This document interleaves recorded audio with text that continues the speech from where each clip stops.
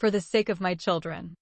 It is a narrative of a love story of a Christian Australian girl who fell in love with a Saudi Muslim man.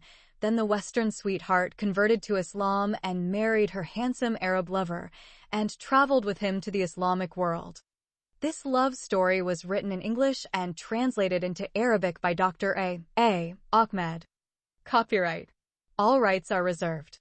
No part of this book may be reproduced, stored in a retrieval system, or transmitted in any form or by any means without the prior written permission of the author except by a reviewer who may quote brief paragraphs in a review to be printed in a newspaper, magazine, school journal, or university article.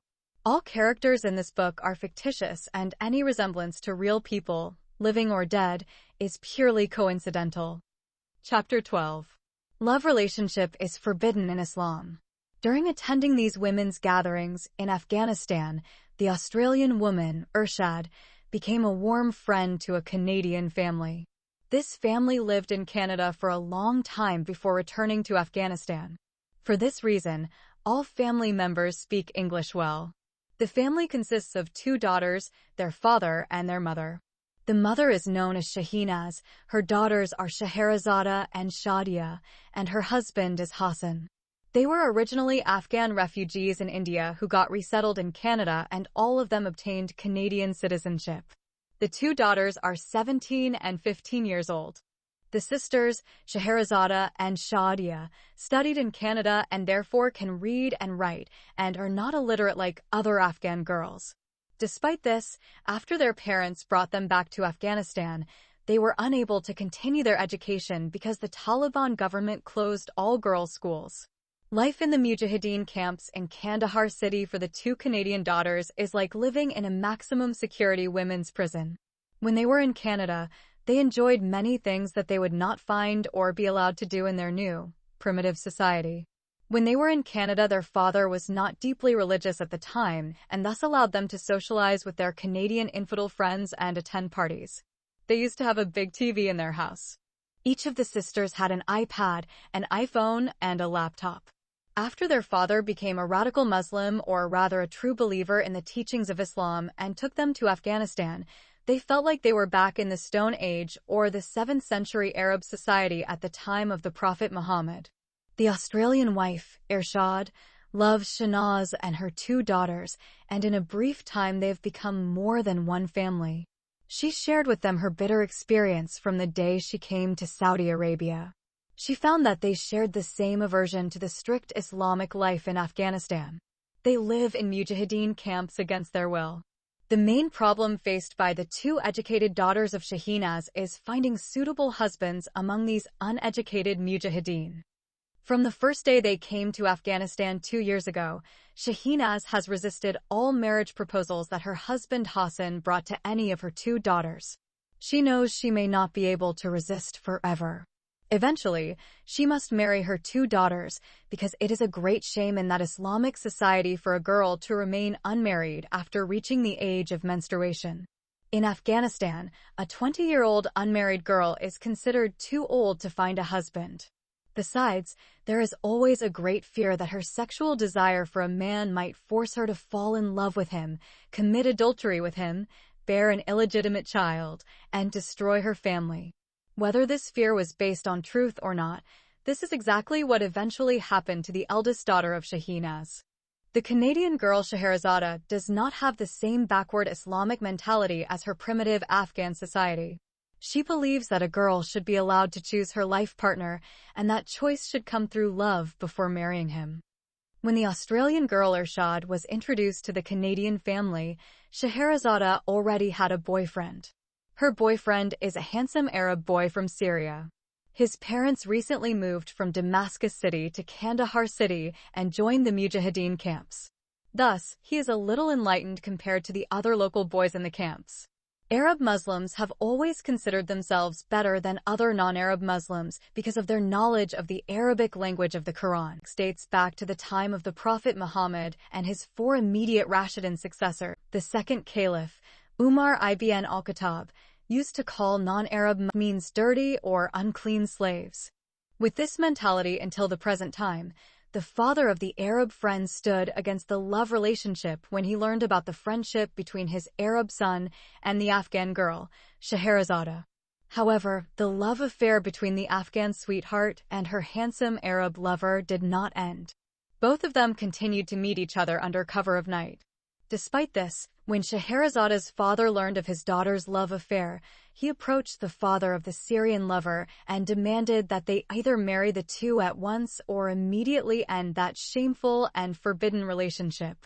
Alas, the father of the Syrian boy turned down the offer of Shahrazad's Afghani father and promised to persuade his Arab son to stop contacting the Afghani girl.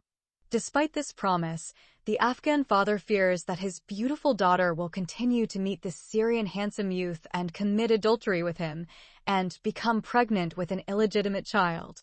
So, on the same day, the Afghan father conducted the marriage of his educated daughter with an uneducated Taliban boy in the mosque without her permission or consent.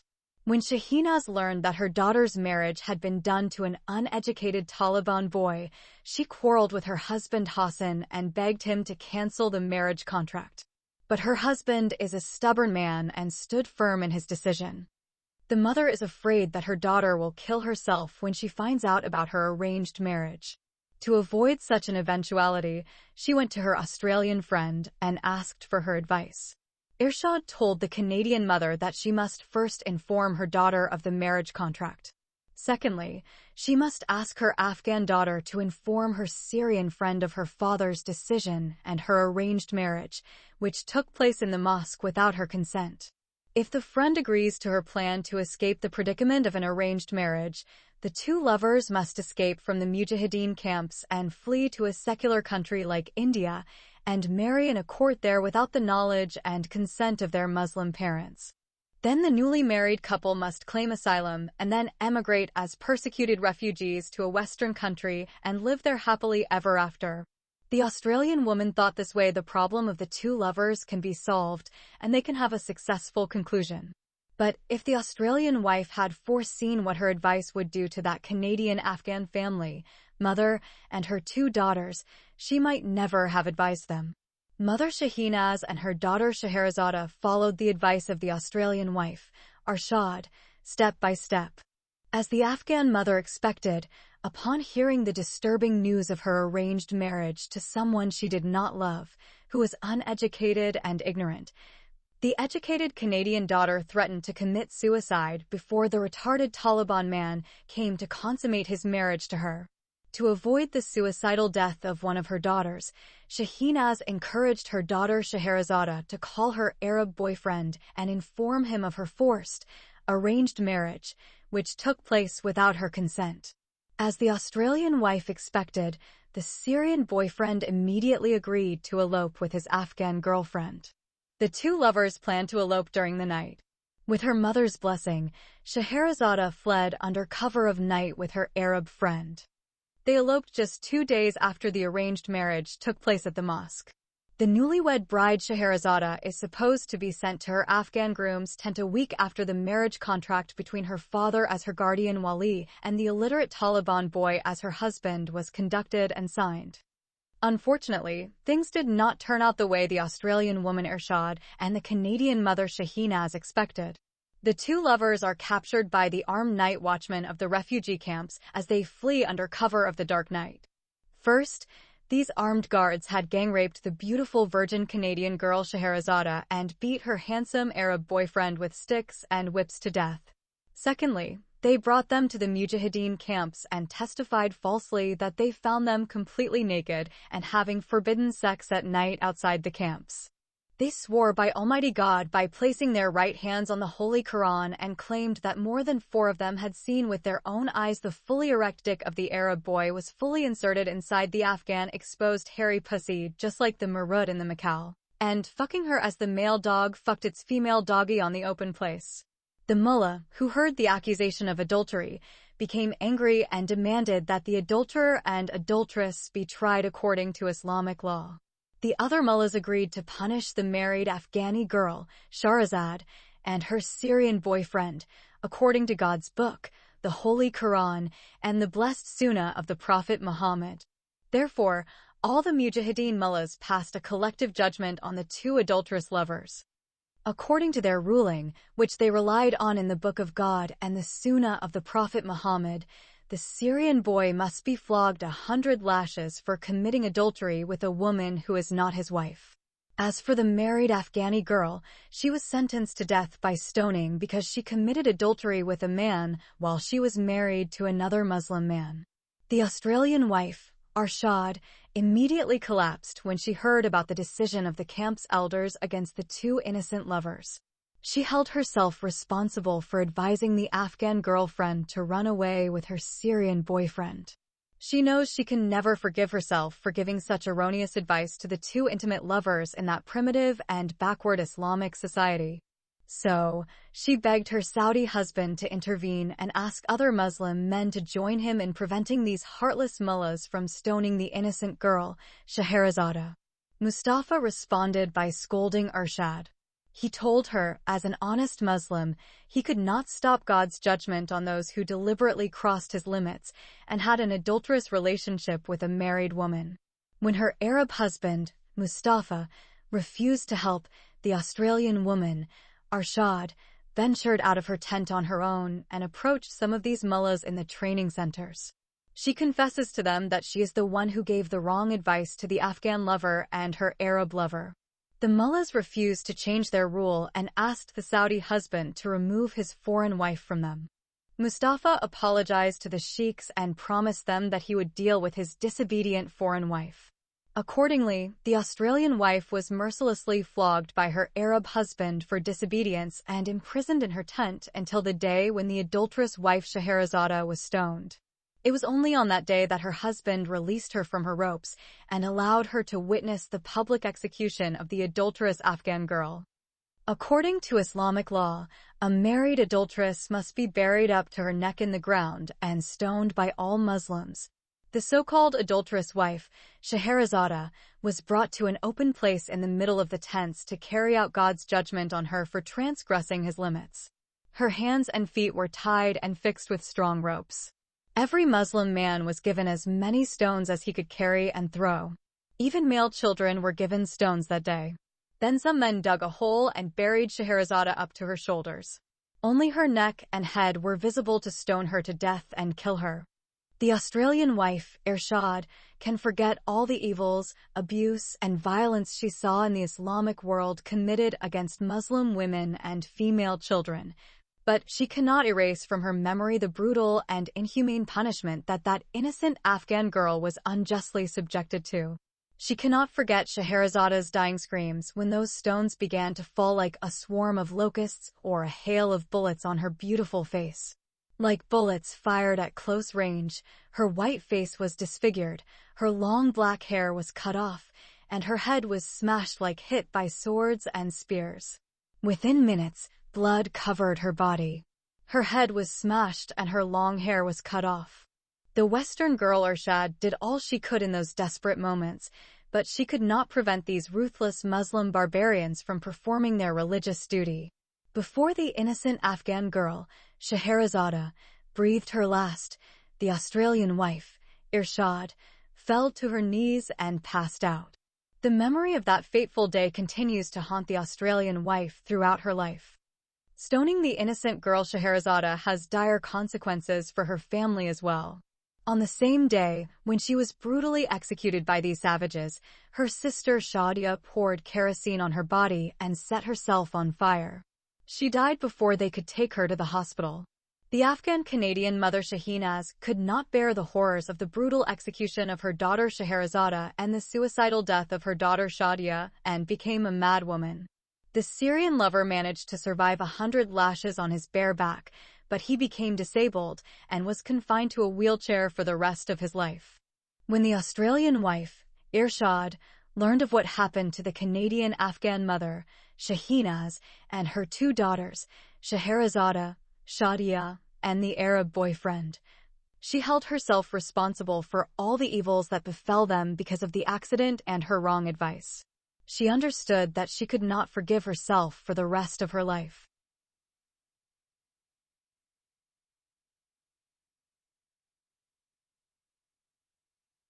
Chapter 13. The Martyr of the Janatal Firdaus. 5 years pass while the horribly abused Australian wife stays against her will in the Mujahideen camps in Afghanistan. She went through hundreds of violations and saw with her own eyes the countless horrifying tortures that Muslim women, old and young, are subjected to. If anyone were to tell her what she had experienced or witnessed happening to other Muslim females in the Islamic world while in Australia, she would not have believed it. She witnessed wives brutally beaten by angry husbands, daughters killed in honor killings, female genital mutilation of Muslim children, and many young women stoned to death by angry mobs. During those 5 years, the memory of the brutal murder of the late innocent Canadian girl did not leave her vision for a moment. Often, while she slept, she had horrific nightmares and woke up in the middle of the night and began to weep bitterly for Scheherazade, who was stoned to death, her sister Shadia, who was burned alive, and their mother Shahinaz, who became a lunatic woman. Every day and night, the Australian wife regrets that she advised the Canadian mother, Shahinaz, to encourage her Afghan daughter, Shahrazad, to escape with her Syrian lover. Irshad knew that the only relief for her was to escape from those hellish camps to a place where there was nothing to remind her of that black day when the innocent Canadian girl was buried under a pile of stones and bricks. No matter what may happen to her, the Australian mother is determined not to leave her children in the Islamic world and flee to the Western world. In her heart, however, she hoped that one day she would be able to escape with her children and return to her native land, Australia. Albeit, this hope seemed impossible for her to fulfill without divine intervention. When the Australian Irshad and her Saudi husband, Mustafa, came to Afghanistan, they had 4 children. In the first 3 years of their stay in Kandahar city, they had 3 more children. Meanwhile, her Arab husband was trained in many military tactics of the terrorist groups Al-Qaeda and Taliban. In a brief period, he became one of the most trusted mujahideen.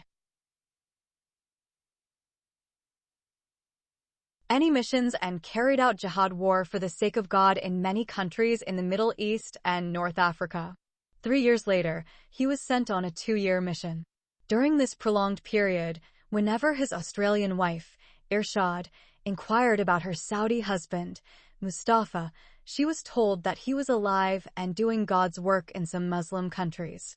When she insisted on knowing the whereabouts of her Saudi husband, the Australian wife learned that her brave Arab man was training young mujahideen in some Arab and African countries.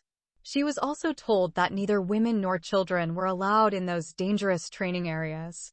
During this lengthy period of his absence, the Australian wife never received a letter from her Saudi husband. Therefore, his exact whereabouts remained a hidden mystery to her. However, this mystery did not last forever. One day, one of the Afghan mullahs, the emir, or the prince leader of her husband, came to her tent with a happy smile on his bearded face and conveyed to her this so-called good news. He shouted out God is great or Allah Akbar 3 times and praised the Prophet Muhammad twice before informing her of the suicide death of her brave Saudi husband, Mustafa al-Shamari, as a martyr to God in New York City, USA. And he soon added that her brave Arab man is now in paradise, enjoying himself by fucking his 72 virgins and breaking their hymens while drinking from the tasty rivers of wine, milk, and honey. Upon hearing the sad news, the Australian widow Irshad fell to her knees and wept bitterly for a long time. In fact, she mourned for her 7 orphaned children instead of grieving the so-called martyrdom of her brave Arab man. The Australian wife has always expected that one day her Saudi husband will blow his body to smithereens, for God's sake. He told her several times that he was going on a dangerous mission and might sacrifice his life for the sake of jihad in the way of Allah against the ritually unclean infidels, but he came back alive repeatedly. All of these missions did not last more than a few weeks or a few months. For reasons unknown to her at the time, her Saudi husband's last jihadi mission lasted more than 2 years. During that prolonged period, the Australian wife was left alone to take care of her 7 young children. Fortunately, the mujahideen and their families in the camps are provided with free food and clothing. In addition, families receive some cash for their other needs. Even the most married widows who have no surviving husbands are entitled to financial support from the Islamic treasury of the Mujahideen camps, which is called the Bayt al-Mal. Meanwhile, the Australian mother always yearned to escape those concentration camps, which are like death camps. She does not want her children to grow up in that abusive, primitive society. What a pity, there is no way out for her and her children. She knows as long as her husband is alive, she can never dream of escaping out of the camps without being caught and brought back. She knew and understood that the punishment for a married fugitive woman or a widow would be harsh. Irshad remembered that innocent Canadian girl, Scheherazada, who was caught by some armed Mujahideen night guards as she was escaping from the camps with her Syrian lover. Irshad recalls that the Afghan girlfriend was first gang-raped by these armed guards, and later stoned to death for the alleged crime of adultery and her escape from her legal Muslim husband with her Syrian boyfriend. Therefore, the Australian widow Irshad did not take such a crucial step.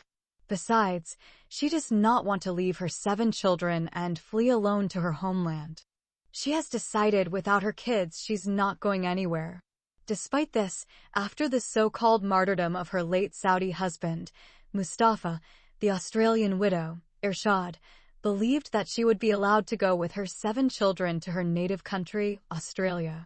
Therefore, a few days after she heard the news of the martyrdom of her brave Arab husband, the Australian widow approached the Emir himself, who informed her of his heroic martyrdom in jihad for the sake of God. Then she revealed to him her plan to return to her native Australian country with her 7 children. Before responding to her request, Mullah Muhammad Abu Hamid took out a letter from his bag and handed it to her and asked her to read it aloud. The letter is written in plain English. Irshad read the letter with a trembling body and sweaty hands while her heart beat loudly like an African drum. The official letter was written and signed by her Saudi husband, the brave martyr.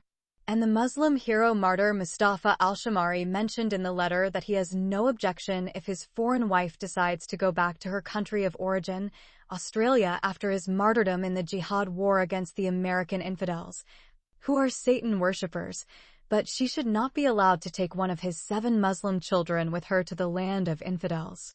And his 7 righteous sons must be a responsibility on the neck of the Emir, the venerable Sheikh Muhammad Abu Hamid, may God bless him. The blessed mullah must raise his Muslim children in Afghanistan.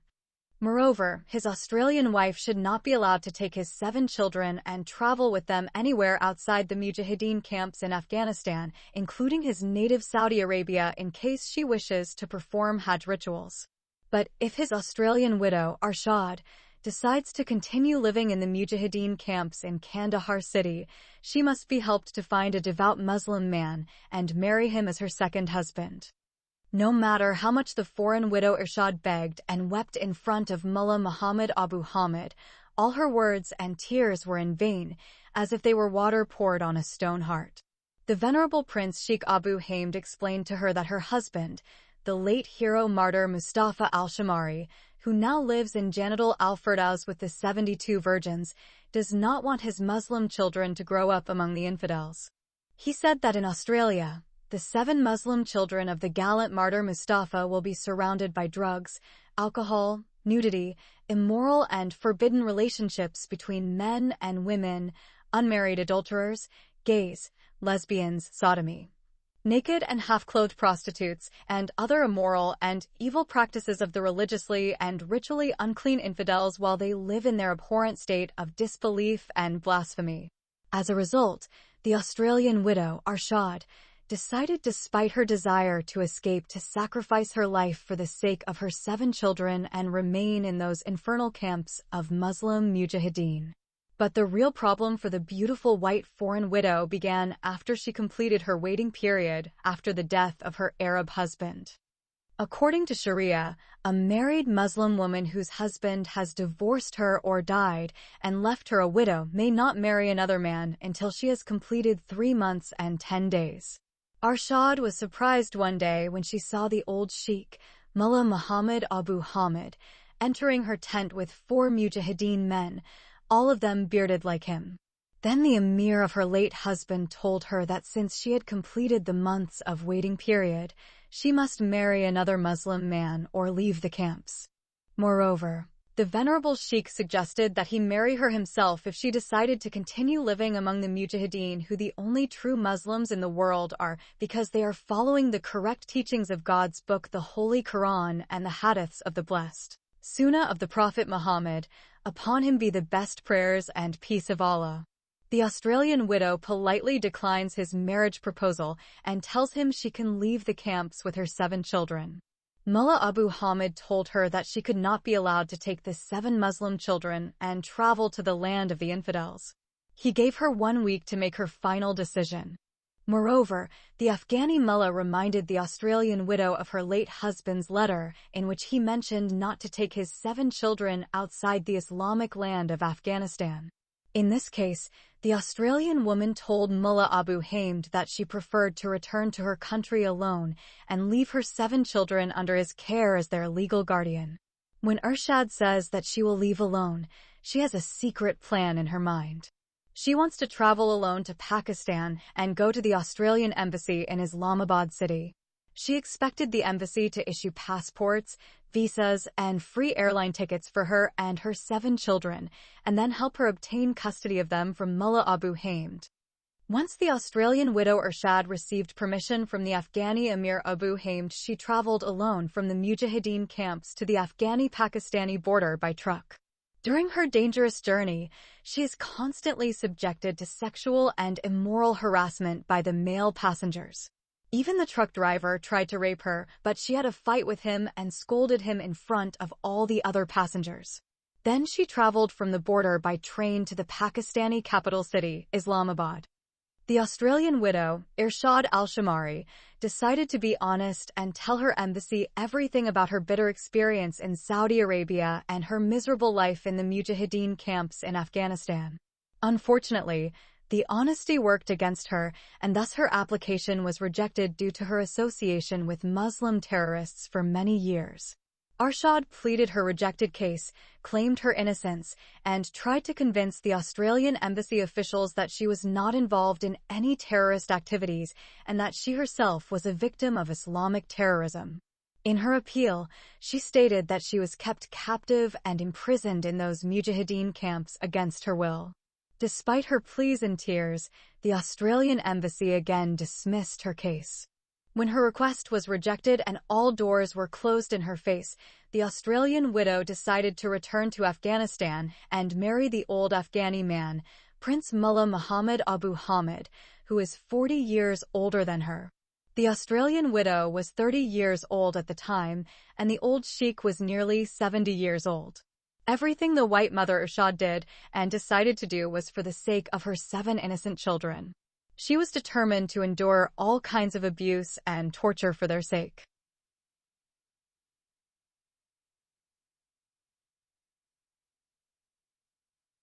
Chapter 14. Abduction of the White Wife. On her way back, the beautiful and sexy young Australian widow, Irshad Al-Shamari, is subjected to the same sexual harassment that she had been subjected to before on her flight from Kandahar to Islamabad. This time, when she reached her final destination, her problem went beyond male sexual harassment and put her life in real danger. The truck that took her from a small town on the Pakistani border to Kandahar arrived late on the city. It dropped her far away from where the camps are located. When the slow truck arrived downtown, it was already 12:30 midnight. At that late hour of the night, there was no bus, taxi, or other means of transport to take her to the Mujahideen camps. All the passengers disembarked from the lorry and dispersed in different directions, walking on foot to their places. The Australian widow happens to be the lone female passenger in the truck. She is afraid to venture alone and walk at night to the Mujahideen camps. She needs to walk for at least 2 hours to reach her tent. On the other hand, she dreads spending the night inside the truck with the driver and his co-driver. She expected that these 2 lustful Afghan men would not hesitate to gang rape her by simply leaving her alone with them at night in their lorry. For them, it will be a sexual catch as easy as catching a fish in a water barrel. Then they kill her and take her dead body in their truck and dump it in a ditch somewhere outside the city. To avoid such mass rape and brutal death, the white woman gathered her courage and started walking alone towards the Mujahideen camps.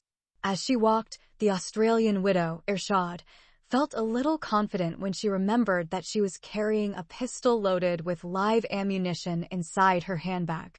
It was given to her by her late Saudi husband. Mustafa expected some Afghan night guards to try to come to his tent and rape his beautiful foreign wife while he was away. He knew that some of these Afghan men thought every white woman is a whore who could go with any man he wanted in his bed. The Arab husband knew in his country, the Kingdom of Saudi Arabia, a married young woman or an unmarried girl would be raped inside an elevator if she dared to step alone out of her apartment. There's a belief in that male-dominated country, if a woman put one foot out of her door while her other foot still inside her house, she would be raped. Wherefore, the Saudi husband gave his young beautiful Australian wife the gun and told her to use it if any armed Afghani guard attacked her inside her tent at night when he was not with her. While advancing towards her final destination, Irshad realizes that the road she is supposed to be heading to has no lights and is therefore dark.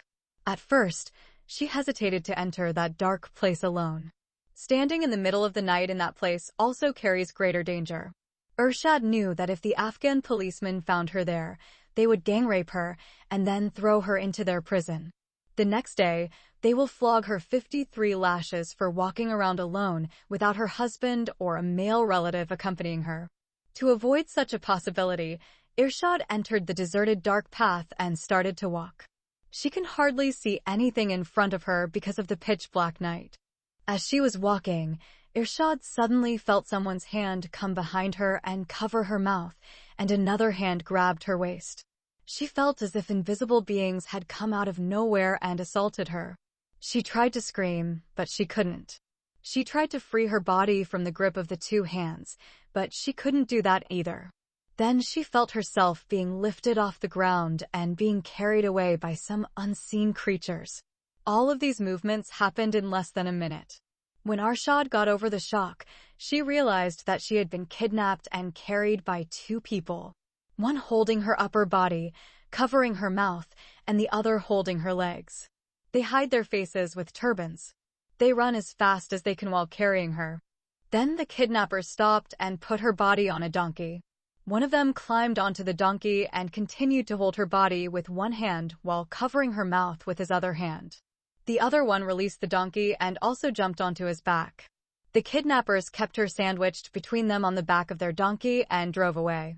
The widow, Irshad, could not free her hands from their grip to open her handbag and use the loaded pistol given to her by her late husband, Mustafa.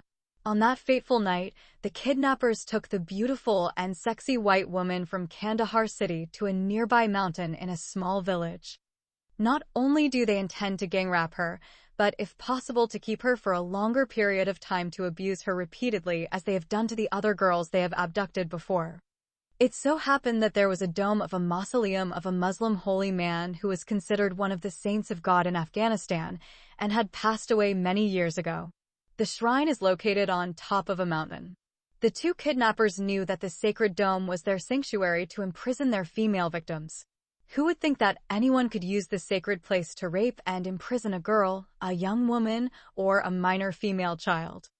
The villagers consider the shrine to be the dome of the guardian saint of God on earth, who still sends blessings to them even after his departure from the land of the living and descending to the land of the dead.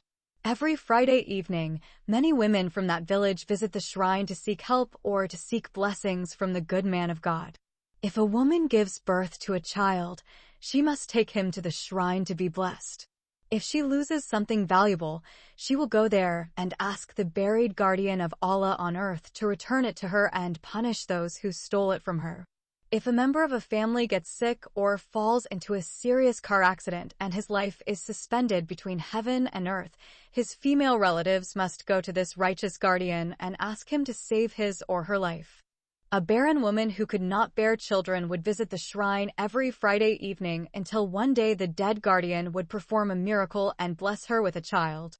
If in some way such a barren woman becomes pregnant and in time gives birth to a child, she shall call every person in the village and slaughter a cow, a sheep, or a camel. Then all the guests will gather near the shrine and eat the food of dignity or karama. Therefore, the simple villagers consider this shrine as sacred as the Black Kaaba in the holy city of Mecca or the tomb of the Prophet Muhammad in Medina. That night the two evil men brought the beautiful white woman Irshad to the shrine not to bless her or cure her of a serious illness, but to be gang-raped and imprisoned for a long time. They tied her hands and legs with ropes and closed her mouth with a long piece of turban. The Australian widow has concluded her days are over. She expected her captors to rape her and then kill her to hide their heinous crime. The two kidnappers opened the door of the small shrine and dragged the kidnapped foreign girl inside. No one had ever dared to break down or enter the door of that holy tomb. There is an old guard employed by the village chief to take care of the shrine.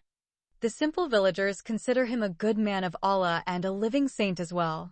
His duty is to collect the money of the people of the village offered by the visitors, and once a month he must open the door of the shrine and go inside to clean the holy tomb.